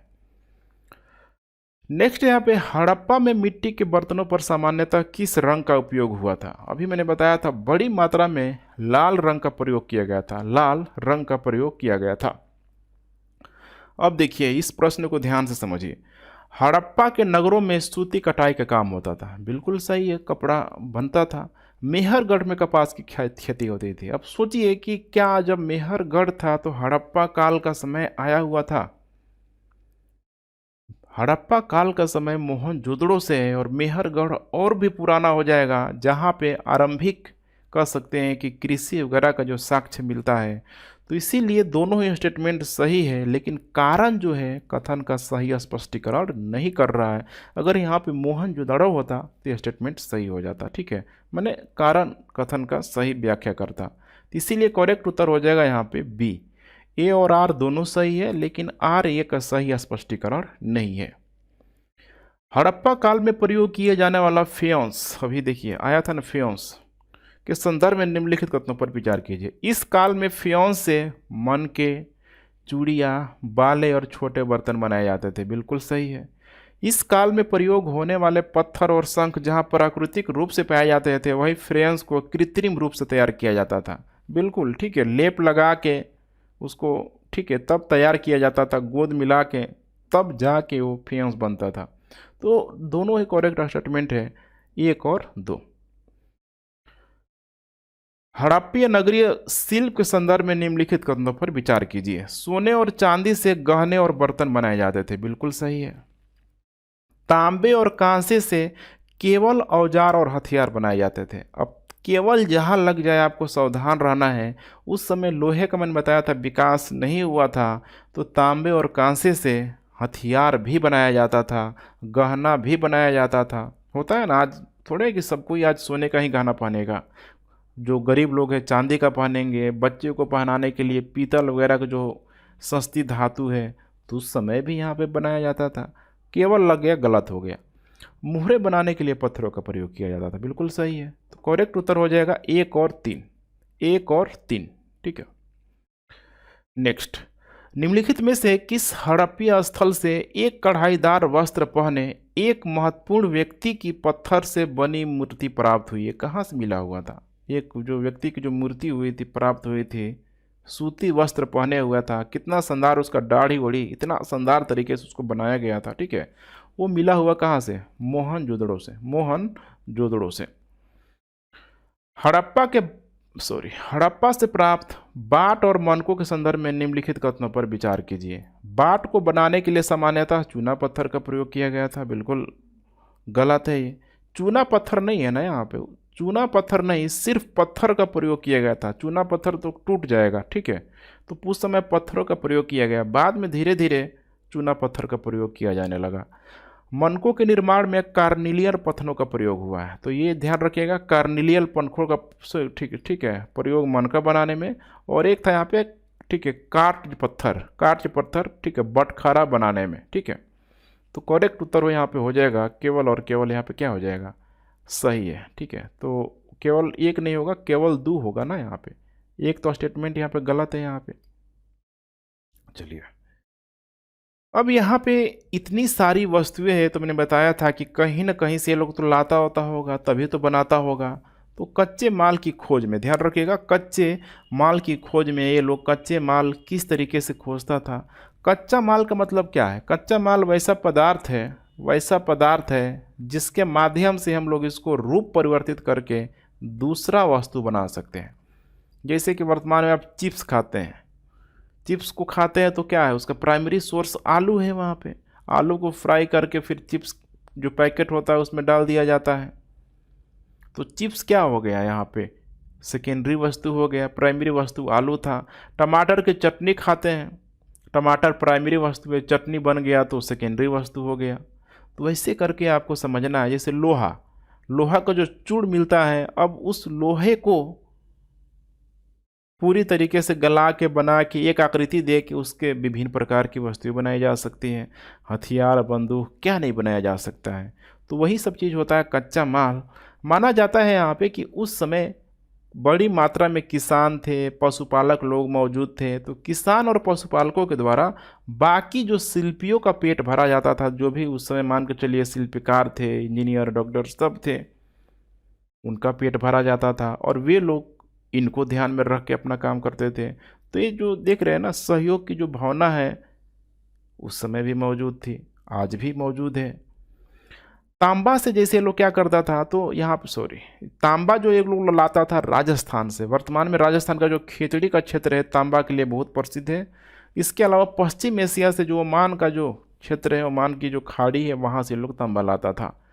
टीन कहाँ से लाता था? ईरान और अफगानिस्तान से लोग बड़ी मात्रा में टीन लाता था। तो यही तांबा और टीन का प्रयोग करके देख पा रहे हो लोग, उस समय विज्ञान भी तेजी से बढ़ा था। तांबा और टीन का प्रयोग करके गला के मिक्स करके ये लोग कांसा बनाता था और कांसा बहुत मजबूत बनता था।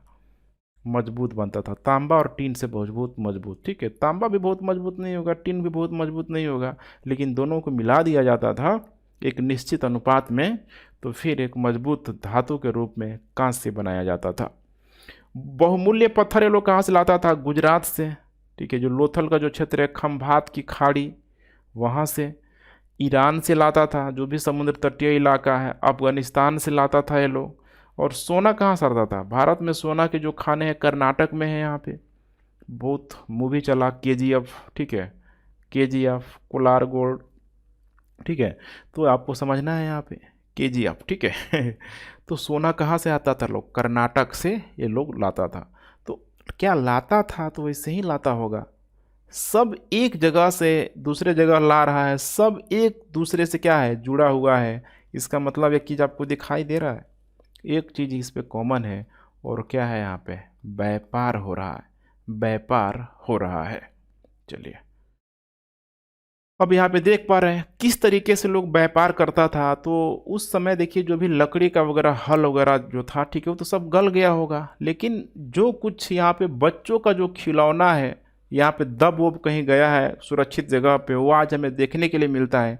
जैसे कि माना जाता है कि बच्चों के खिलौने के अनुसार कि यातायात के साधनों के रूप में वो लोग देख पा रहे हैं यहाँ पे बैलगाड़ी का प्रयोग करता था। इस टाइप का पहिया लगा होता था। अब इसके माध्यम से वस्तुओं को आसानी से इसमें ढोया जा सकता है। मुहर का लोग प्रयोग करता था। मुहरों का प्रयोग बाकायदा देखेंगे तो जो भी कोई भी वस्तु है, कोई भी वस्तु में अगर उसको पैक कर दिया जाएगा और मुहर नहीं लगाया जाएगा, व्यापार होगा तो चोरी हो जाएगा। आज होता है कि नहीं होता है? डिलीवरी वाले देखते होंगे कितना शानदार तरीके से पैक करके, अमेजन है, फ्लिपकार्ट है, देते हैं। तो वैसे ही उस समय मोहर का प्रयोग किया जाता था। अगर कोई छेड़छाड़ करेगा तो मोहर टूट जाएगा, इसका मतलब कि हम समझ जाएंगे कि वस्तुओं की चोरी हुई है, छेड़छाड़ हुई है। तो बहुत होशियार था उस समय का लोग भी। नगरों में रहने वाले लोगों के लिए भोजन क्या था? तो भोजन तो यही रहेगा ना, भोजन यही है, कृषि और पशुपालन। तो यहाँ पे आदान प्रदान ये होते रहता था, मैंने बताया था भैया आपको। प्रमुख फसल थी खासकर हड़प्पा काल के लोगों की, जैसे कि गेहूं, जौ, दाल, मटर, धान, तिल, सरसों, सब ये लोग उपजाता था उस समय। जुताई के लिए हल का प्रयोग करता था ये लोग। देख पा रहे हैं यहाँ पे बच्चों के खिलौना के रूप में एक हल मिला हुआ है, तो अनुमान लगाया जा रहा है कि कृषि कार्य करने के लिए जुताई का प्रयोग किया जाता था। पानी का संचय ध्यान रखिए ये लोग करता था। वर्षा कम होता था, चूँकि जो क्षेत्र है भारत का देखेंगे तो उत्तर पश्चिम का क्षेत्र है, यहाँ मानसून पहुँच ही नहीं पाता है, वीक हो जाता है, कमज़ोर हो जाता है। तो जो भी नदियाँ हैं, जैसे मानसून होगा, हिमालयी जो नदियाँ हैं देखेंगे तो हिमालयी नदियों की वजह से ये जो भाग में बड़ी मात्रा में सिंचाई होता है, जिससे वर्तमान में पंजाब में, इसके अलावा हरियाणा में सब हिमालयी नदियाँ हैं जो 12 मासी नदियाँ हैं। तो इन सारे क्षेत्रों में वर्षा बहुत कम ही होती है, तो पानी का संचय यहाँ पे ज़रूरी हो जाता है। पशुपालन करते थे लोग, शिकार भी करते थे बड़ी मात्रा में, जो अपने मवेशियों को लोग चराने के लिए ले जाते थे एक जगह से दूसरे जगह तक, जो भी ठीक है हिरण वगैरह थे उसको शिकार भी करते थे। तो सब ये नगरों में रहने वालों के लिए जो भोजन का सब कहीं ना कहीं क्या था, माध्यम था। वे लोग कुछ न कुछ इनको देते होंगे, ज़रूर देते होंगे। मान के चलिए मन का दे दिया, गहना दे दिया, कोई और टेक्नोलॉजी समझ रहे हैं ना, गुलेल दे दिया तो समझने का आपको क्या करना है, प्रयास करना है यहाँ पे। चलिए, गुजरात में हड़प्पा कालीन नगर का सूक्ष्म निरीक्षण करने का प्रयास करें। अब गुजरात में चूंकि 3 ऐसा जगह है, जैसे कि एक तो हो जाएगा यहाँ पे लोथल, दूसरा हो जाएगा धौलावीरा, ध्यान से देखते चलिए, लोथल, धौलावीरा, और एक हो जाएगा सुरकोटदा, एक हो जाएगा सुतका। इधर जाएंगे तो एक मिल जाएगा सुतकांगडोर, सुतकांगडोर। थोड़ा सा मैं नाम में लिख दे रहा हूँ, अदरवाइज आगे चल के दिक्कत होगा, तो ध्यान रखना है अभी आप लोगों को, ठीक है। तो सुरकोटदा देख रहे हैं यहाँ पे, सुरकोटदा। तो यहाँ से जैसे ऐसे भारत का मैप लेके जाएंगे, इस टाइप का जाएगा ये, देख रहे हैं। तो ये जो एरिया है ठीक है, ये जो चनहुदड़ो है, गमेरी वाल है, मोहनजोदड़ो है, ये सारे के सारे एरिया चले जाएगा पाकिस्तान में। भारत में बचेगा कालीबंगा और एक बच जाएगा राखीगढ़ी, वर्तमान में हरियाणा में राखीगढ़ी, हरियाणा में, और कालीबंगा मिल जाएगा देखने के लिए राजस्थान में। यहीं पे चूड़िया वगैरह ठीक है बनता हुआ आपको दिखाई देगा, चूड़िया, ठीक है। तो थोड़ा सा इसे हम लोग देखने का प्रयास करते हैं। नंबर 1 हम लोग बात करते हैं धौलावीरा। धौलावीरा का जो नगर था ना, ये अपने आप में एक नया चीज़ आपको देखने के लिए मिलेगा कि 3 भागों में बटा हुआ था। अभी तक जितना भी हड़प्पा कालीन स्थल है, जो नगर था, गांव, शहर जो भी था, 2 भागों में बटा हुआ था। लेकिन धौलावीरा में 3 भागों में बटा था। तीनों भागों जो था यहाँ पे ठीक है, ऐसे ऐसे करके होगा 3 भाग में। चारों ओर पत्थर की ऊंची ऊंची दीवारें से यहाँ पे घिरा हुआ करता था। एक बड़ा प्रवेश द्वार हुआ करता था इस पे, और बीच में खुला मैदान हुआ करता था। हो सकता है कि खुला मैदान में कोई सार्वजनिक कार्यक्रम वगैरह कराया जाता होगा।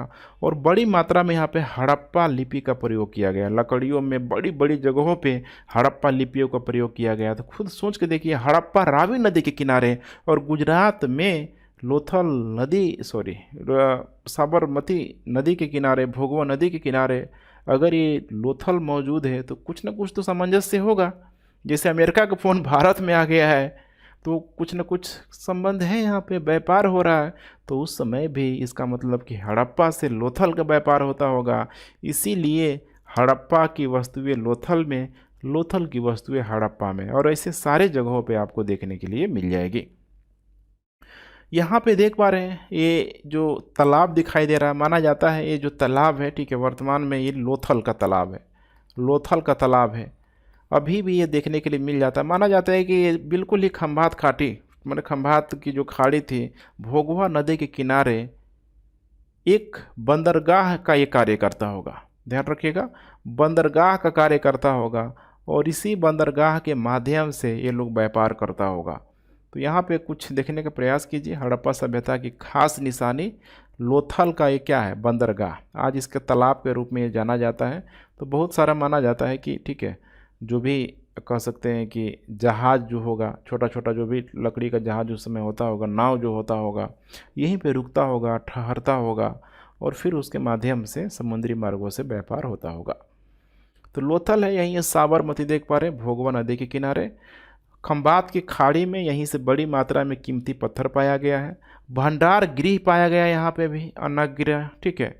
और यहाँ पे मुहर मिला हुआ है, ध्यान रखिएगा। मुहर कैसा, गीली मिट्टी पर छाप, क्योंकि गीली मिट्टी पे छाप अगर लगा दिया जाए, अगर एक सींग वाला वही हिरन ही था, अगर उसकी छाप लगा दिया जाए तो अगर छेड़छाड़ किया जाएगा तो मिट्टी क्या हो जाएगा, टूट जाएगा। तो इसका मतलब समझ जाएंगे कि सामान चोरी हुआ है, ठीक है।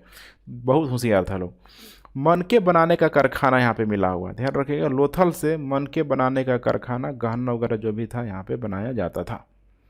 अब देखिए यहाँ पे मुद्रा और मुद्रांकन या मुहरबंदी, इसी को बोला जाता है। मुहरों का जो प्रयोग था, सामान से भरे उन डब्बों या थैलों के लिए प्रयोग किया जाता था जिन्हें एक जगह से दूसरी जगह भेजा जाता था।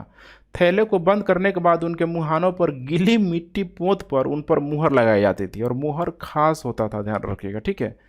मुहर की छाप को मुहरबंदी कहते हैं, ध्यान रखिएगा। मुहरबंदी ये कौन करता होगा, व्यापारी लोग करता होगा, व्यापारी लोग करता होगा अपने सामानों को भेजने के लिए।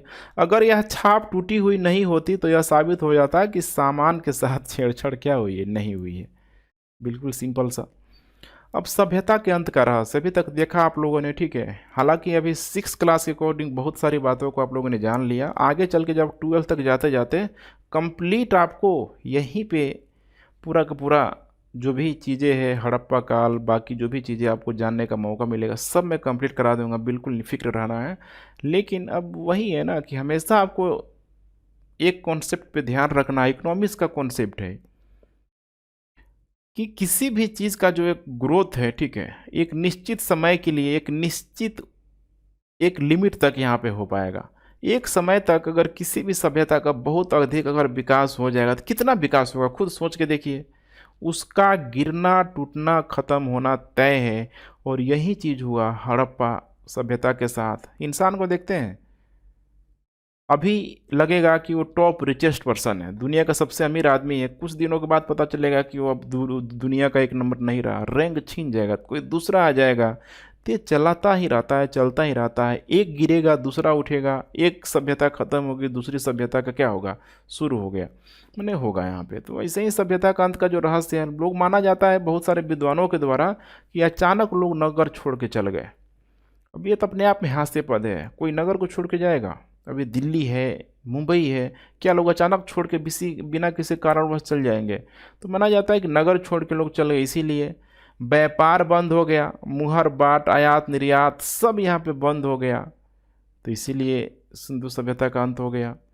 सड़कों पर कचड़ों का ढेर जम गया, इसीलिए जल निकासी प्रणाली नष्ट हो गया। आगे चल के आपको और भी दिखाई देगा, ठीक है, अलग अलग कारण दिखाई देगा। कोई बोलेगा बाढ़ आ गया, भूकंप आ गया, कई सारे फैक्टर यहाँ पे आपको दिखाई देंगे, जिसकी वजह से आपको पता चलेगा कि सभ्यता के जो अंत का जो रहस्य है आज तक यहाँ पे बना हुआ है, आज तक बना हुआ है। कोई ठोस प्रमाण देखने के लिए हमें नहीं मिलता है इतने दिनों तक, ठीक है। लेकिन अंत इस सभ्यता का जरूर यहाँ पे हो गया। विद्वानों द्वारा यहाँ पे तर्क दिया जाता है कि जैसे कि नदियाँ सूख गई, जंगलों का विनाश हो गया, जो भी आसपास का जो क्षेत्र था, नदियाँ सूख गई तो क्या कृषि होगा? कृषि तो ही प्रमुख आधार था ना, कृषि ही नहीं होगा तो क्या इंजीनियर, डॉक्टर फल फूल पाएंगे? आज वर्तमान में अगर उनका पेट ही नहीं भर पाएगा किसानों के द्वारा तो क्या वे अलग अलग कार्य कर पाएंगे? नहीं कर पाएंगे। प्राइमरी चीज़ है, ध्यान रखिएगा, भोजन, ठीक है। जंगलों का विनाश हो गया, बड़ी मात्रा में जो भी पशुपालन हो गया, लकड़ी हो गया, माना जाता है कि ठीक है। घास का मैदान समाप्त हो गया, पशुपालन वगैरह इनका माना जाता है कि समाप्त हो गया, घास का मैदान ही नहीं बचा। बाढ़ आ गया, भूकंप आ गया, इसकी वजह से शासक का नियंत्रण समाप्त हो गया। ये सारे जो रीजन है अपने आप में बहुत ही स्ट्रॉन्ग रीजन है। लेकिन कोई ठोस रीजन नहीं है, इतिहासकारों के द्वारा किसी भी एक बात पे सहमति नहीं बनी हुई है। और आगे चल के आपको प्रश्न में ठीक है बताऊंगा कि किसके द्वारा ये बताया गया, किस कौन कौन इतिहासकार का इसमें नाम जुड़ जाएगा। ठीक है, अभी नहीं जानना है, आगे आपको जानना है। ठीक है, चलिए अब उसके बाद से देखेंगे तो लगभग माना जाता है कि 1600-1700 ईस्वी तक आते आते हैं, माने आज से लगभग 1600-1700 ईसा पूर्व तक धीरे धीरे इस सभ्यता का अंत हो गया। अंत होने का मतलब कि जो नगर था ना, नगर रिकृत जो सभ्यता थे पुनः एक गांव में क्या हो गई, रूपांतरण हो गई। जो भी आसपास के क्षेत्रों में देखेंगे तो बहुत सारा गांव दिखाई देगा, अर्थात सब खत्म हो गया। जहाँ से डेवलपमेंट हुआ था वहीं से यहाँ पे आके रुक गया। अब इसके पीछे ठोस जानकारी हमें नहीं मिलती है। हाँ, लेकिन यही है कि अब इसके बाद से देखेंगे तो हड़प्पा काल के बाद से एक फिर से भारत में एक नई सभ्यता का शुरुआत होगा, जिसको बोला जाता है वैदिक सभ्यता। ध्यान रखिएगा, वैदिक सभ्यता। और इस वैदिक सभ्यता का जब विस्तार होगा आज से लगभग अगर देखा जाए, ठीक है, तो मान सकते हैं कि आज से लगभग 3000 साल पहले मान लीजिए, ठीक है, 2000 चल रहा है, 1000 साल पहले मान लीजिए, तो 3000 साल पहले के आसपास आज से जब वैदिक सभ्यता का धीरे धीरे जब विकास होगा तो फिर तेज़ी से उसका जो डेवलपमेंट दिखाई देगा, बड़े बड़े जो कह सकते हैं कि नगर महानगर साम्राज्य बसना शुरू हो जाएगा। इधर बिहार की तरफ जैसे कि मगध साम्राज्य का उदय हो जाएगा, अलग अलग क्षेत्रों में कई साम्राज्य का बनना उठना शुरू हो जाएगा। तो वर्तमान में जो आपको निरंतरता दिख रही है वो हड़प्पा काल की निरंतरता नहीं है। हड़प्पा काल जितना तेज़ी से आगे गया उतना तेज़ी से वो ख़त्म भी हो गया। आज सिर्फ हमको उस इतिहास में पढ़ रहे हैं, लेकिन वैदिक सभ्यता के निरंतरता आज हमें वर्तमान तक, ठीक है, देखने के लिए मिल रहा है। तो यही चीज़ आपको आगे जानना है आपको, ठीक है, इतना पर्याप्त है मेरे ख्याल से। आइए अब कुछ इंपॉर्टेंट एमसीक्यू को देखते हैं। हड़प्पा सभ्यता में लोगों द्वारा किए जाने वाला आयात के संदर्भ में सूची 1 को सूची 2 से सुमेलित कीजिए। जैसे कि तांबा देख पा रहे हैं यहाँ पे, टीन है, सोना है, बहुमूल्य पत्थर है। तो सोना तो पता लग गया, सोना कहाँ से पड़ेगा, कर्नाटक से लाया जाता था। तांबा राजस्थान की खेतड़ी से। तो ए का 3 और सी का हो जाएगा 4।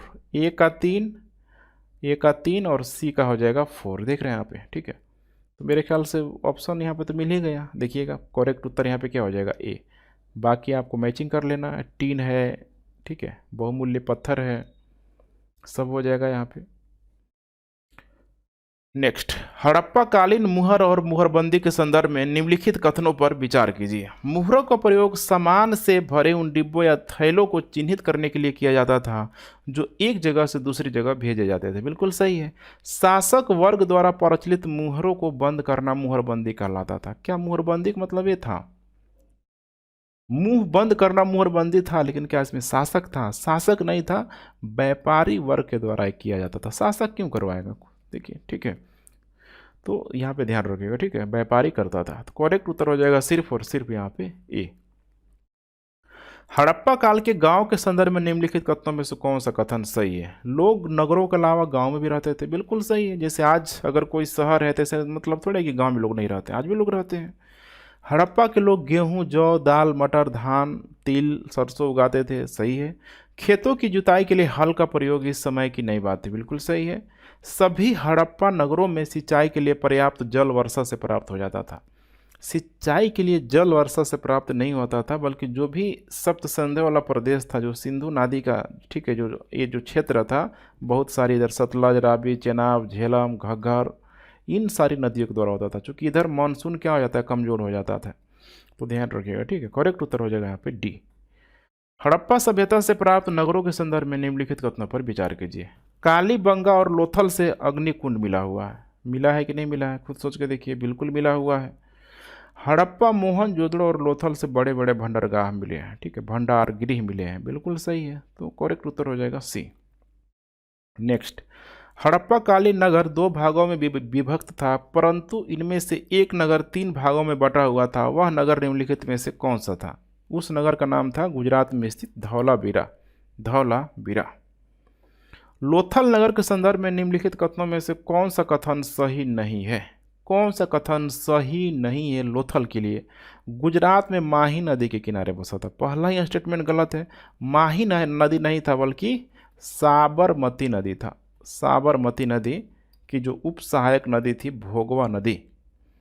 नेक्स्ट, हड़प्पा सभ्यता के अंत के विषय में निम्नलिखित वैज्ञानिकों के विभिन्न तर्क हैं। इन तर्कों में निम्नलिखित में से कौन सा सम्मिलित है? तो सारा का सारा तर्क तो सम्मिलित था। कोई बोल रहा नदी सूख गया, जंगल का विनाश हो गया, शासकों का नियंत्रण समाप्त हो गया, सबका सब यहाँ पे करेक्ट स्टेटमेंट है। तो ठीक है फ्रेंड्स, आज का लेक्चर यही कंप्लीट होता है। आपका काम यही है, इसको एकदम जिम्मेदारी से निभाइए, शेयर जरूर कीजिए, और जो भी समस्या है नीचे कमेंट कीजिए, क्योंकि इनिशियल स्टेज में हम लोग चल रहे हैं। पूरा का पूरा मैं आपको एनसीईआरटी के अलावा पूरा पूरा सिलेबस में कंप्लीट कराऊंगा। तो इसीलिए अभी जो लोग मुझसे जुड़ रहे हैं, सिलेक्शन तक आप लोग मुझसे जुड़े रहिए, ठीक है? सिलेक्शन तक आपको जुड़े रहें। इसी तरीके की पढ़ाई से सिलेक्शन होना श्योर है यहाँ पे, ठीक है? क्योंकि आपकी मेहनत, हमारा प्रयास ही सफलता के रंग को पूरी तरीके से, ठीक है, सक्सेसफुल बनाएगा। तो बिल्कुल आप लोग फिक्र रहें इस चीज़ को लेके, और तैयारी की प्रक्रिया अपनी जारी रखें, डेली कंसिस्टेंसी बनाए रखें। Once again thanks for watching. जय हिंद।